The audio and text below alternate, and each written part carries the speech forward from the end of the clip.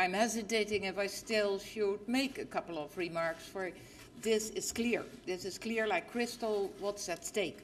But anyhow, just a couple of remarks, so to say.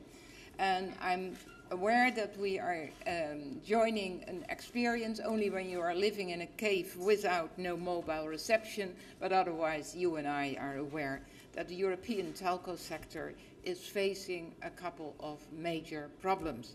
But also, by the way, major opportunities, and that is at stake with this proposal. Major problems and major opportunities. It's partly of their own making, and partly why the Commission is presenting this legal package today. But let me just start with taking away 3 illusions before we get to the real questions. Number 1, I really want to end the illusion that it is about one issue, that it is about roaming. It's not. It is not only about roaming. The proposal is a package, and it's all connected. And I've mentioned that in Parliament, I've mentioned that outside. It is a total package, so to say. And the various parts rely on and reinforce each other. And secondly, I want to end the illusion that this is about one sector, that it is only about telco. It's not. It's about how digital technology can boost all economic sectors if we take advantage of the single market and push pointless obstacles out of the way. And thirdly, I want to end the illusion that we could tackle our problems better if we are waiting. No way. The sector and our economy don't have time to do that. Some are saying, take your time and do it in a decent way and do it thoroughly. I think that is not permitted at the moment, so to say, for then we go down the drain. So, of course, there are no easy or complete answers, and I don't pretend to have those. It is indeed, we can't wait for a perfect package. We can't wait for a perfect package that will never arrive, for that is, at the end of the day, the conclusion of that approach. Failing to implementing this package would mean a delay of 2 or 2.5 years.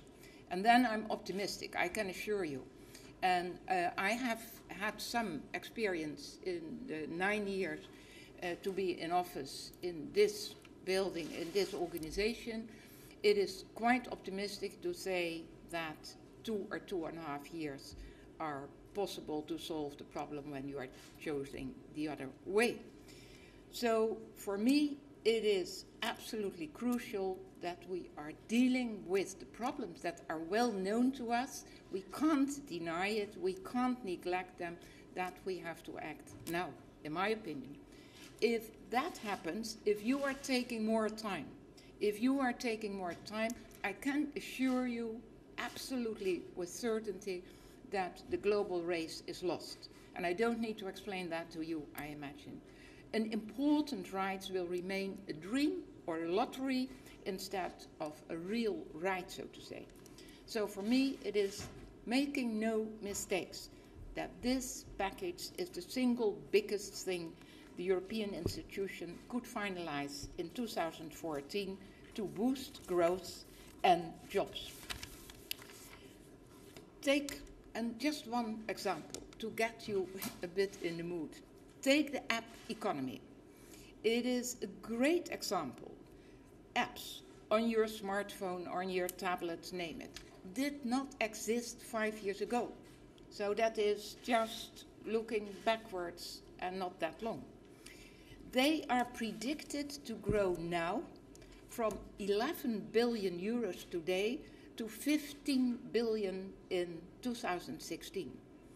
And today, already today, those apps support 794,000 jobs in Europe alone.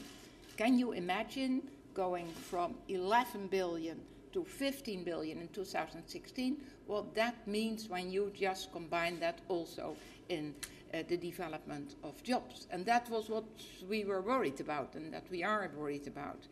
And we are talking about jobs that anyhow, and then I'm very, very decent in my line, so to say, half of them high skill, high pay software developer jobs.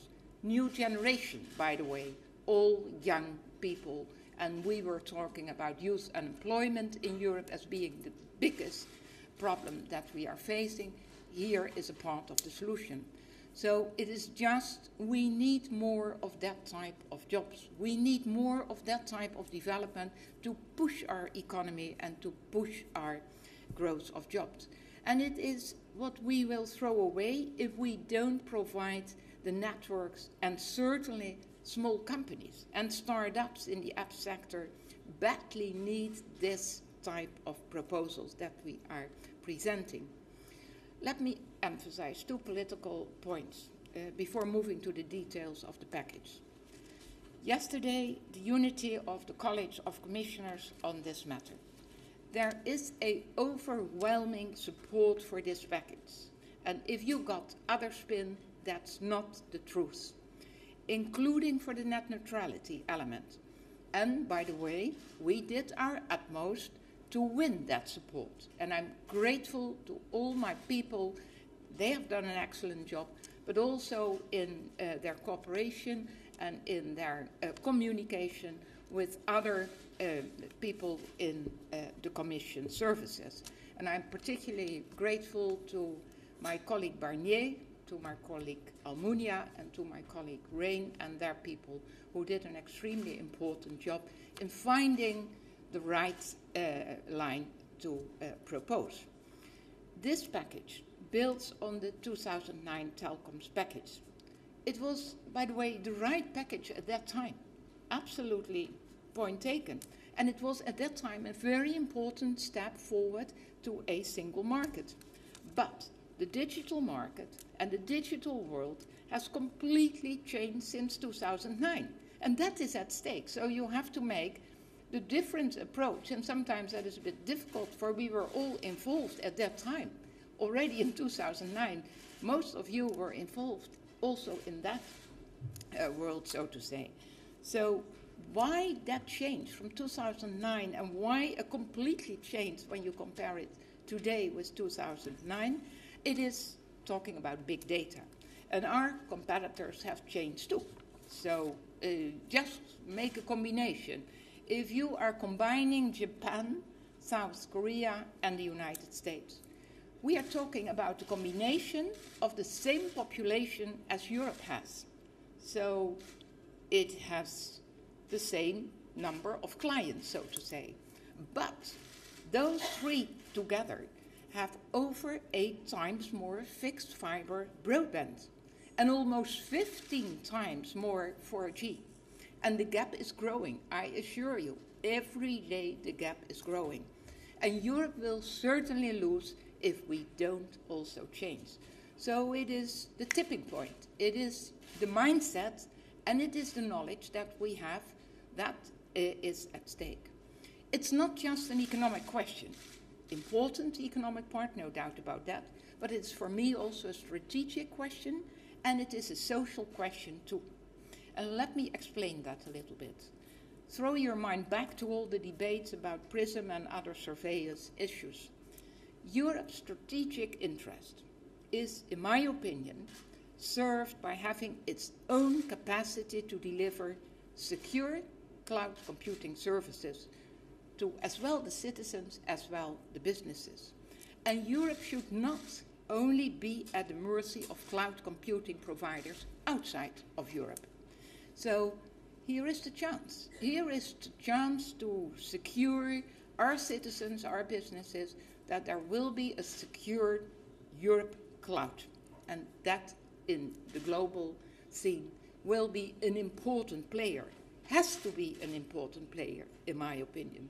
And therefore, we badly need high-quality networks, which in turn can only be provided by healthy telco sector. We also need to retain significant telco equipment production capacity. And that is a bit of a worry. Every day, we don't roll out new services like 4G mobile, we heard our equipment manufacturers, like Ericsson, like Nokia Siemens Networks, and they need a home market to sell to. And it should be the largest market in the world, and I should add Alcatel-Lucent too to that line. It is the whole point of a European single market. And you can see that we need a comprehensive package for a couple of reasons, and very good reasons, not least of which is the need to end, and it's my wording, but I defend it, it is to end the telcos lottery that consumers face today. And I want to say it loud and clear. You should not have different rights, not have different rules, not have different proposals everywhere you go in Europe. It should be the single market, our crown jewel, so to say. And I'm aware that we can't fix that overnight, no doubt. But we agree it's wrong, and it makes surgical interventions to address the worst of the problems. So what are we proposing? Number one, we are very committed to cutting red tape, making it easier for companies to invest in new networks and new services. To be able, by the way, when that's done, to expand across borders. And you should not accept complaints that this package is bad for companies. Come on, be realistic. It's absolutely not bad for companies, on the contrary. And they could get a single authorization. They could get it quicker, get it easier, access to spectrum, regulation of fewer markets, stable copper prices, one set of consumer rules to follow, a cheaper way for them to get rid of roaming premiums. It is a long list, and in my opinion, it's a good one. Number two, we have a bunch of new benefits and rights for the users. There is, of course, our determination to push roaming out of the market, starting in 2014. We need to end roaming, not just reduce the price, end roaming. The cost of providing data will get cheaper, faster than regulation can keep up. Price reductions will become a losing game, so to say. The first step is to ban incoming call charges from 2014. I'm not certain what your feeling is, but I think that is absolutely a must. It's so crazy to say that with an incoming call there is a charge for you. The second new step is to offer companies a cheaper way to deliver EU-wide roam like at home. And that is a line, please keep that in mind, roam like at home. If they do this from 2014, they enjoy lighter European regulation. That's what they are asking for, what they are waiting for. Here, they get it. And if your operator does not offer roam like at home, you, as a customer and as a consumer, you can take control. That's the first time. You can choose a domestic price plan from the country you travel to when you get there. You don't need a new number or a second bill, not at all. It will be possible from your phone. In other words, one way or the other, customers will be able to escape those high charges. In other words, we will also make it possible to make calls cheaper from within your home country. Each time you use either your fixed landline of your mobile to call abroad, it should not cost you more than to call within your country. And that means that every phone user is a winner from this package. And I'm certain that there will be a growth, and the growth will also be positive for the operators. You will have other consumer rights, like simpler ways to change your contract and the right to clearer information in those contracts. But the most important new right is and will be your right to open internet. We are fighting on the same side to keep the internet open. we propose to introduce net neutrality to Europe. And what does that mean? Ending blocking and throttling and degrading of services, so that you always enjoy the full internet, no matter what internet subscription you have. And we want all the Europeans to have guaranteed right to full and open internet. And if you are aware that at the moment 96% of Europeans lack that today, blocking and throttling are widespread across the EU. Just to translate it in figures, 200 million of Europeans are affected. And then I'm talking about the subscribers, so to say.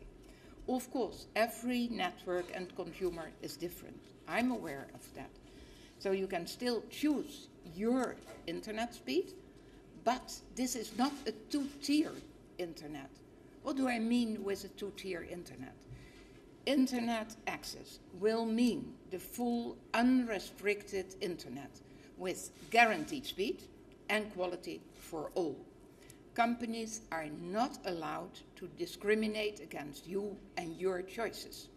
And if they want to provide a faster service or a guaranteed quality to someone who needs it, and you could think of a company using high resolution medical imaging or video conferencing, or a person wanting high definition video on demand, they can, but not by taking away from the other customers. So consumers must get the package they pay for. That is a very open line, and it makes sense. They would have the right to check if they are receiving the internet speeds they pay for, and to walk away from their contract if those commitments are not met. So the right to check, and you get the package, you pay for it. And that new right ensures that both parts of our net neutrality proposal work in practice, good for consumers and open for entrepreneurs. Just sum up. Current trends are unsustainable for the sector and unsustainable for our whole economy. Without the infrastructure to compete, we aren't going anywhere in any sector. We hurt consumers, we hurt the economy, we hurt our strategic future if we don't act, and we can't wait. It's not longer talking about little fights on individual issues. The point is really the big issue for Europe and the big issue for more than 500 million people. It is a fact that we are all connected and we want to be connected. So this package is essential for Europe's strategic interest, for Europe's economic progress. It is absolutely crucial for the telecom sector itself and, of course, for citizens who need full and fair access to telecom services such as internet and such as mobile services. Thank you.